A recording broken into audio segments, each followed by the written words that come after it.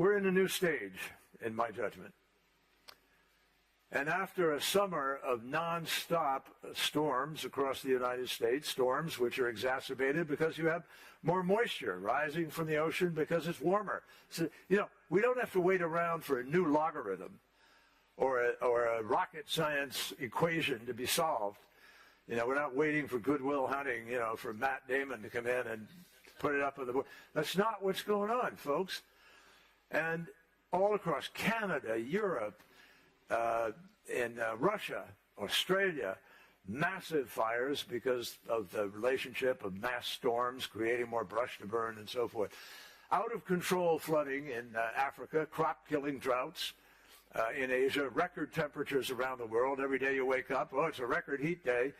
And I got news for you. This year is going to be worse than last year, or I could frame it as last year was better than this year. And next year, unfortunately, is going to be worse than this year. That's just what's baked in now, cooked, because of the amount of greenhouse gas still rising and that has already been put up in the atmosphere. So COP28 is absolutely critical to open up the opportunity to keep 1.5 degrees alive, which we just heard emphasized in the last panel. It's outlined in the Paris Agreement where it says well below 2 degrees or 1.5, strive to reach it. But I've got a news for you.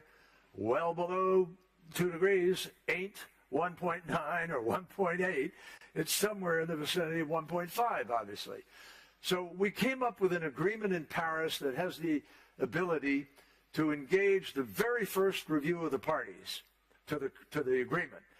And it's the first analysis of the collective judgment of where we are, of the road traveled, what the gaps are today, and where we have to go in order to keep 1.5 degrees alive. And there has been a lot of progress since Paris, folks. I mean, when we went to Paris, we were headed to 3.7 to 4 degrees centigrade rise of temperature on the planet. And because of Paris, and because of NDCs, nationally determined contributions that are required by the Paris Agreement, we're now in a place where we are, according to the IEA, at about 2.5 degrees right now. But if all the promises of Glasgow were fulfilled, and all the promises of Sharm el-Sheikh are fulfilled, we would be at 1.8 degrees or 1.7 degrees by 2050. What does that say, and should say to all of you, it says it to me, is we can win.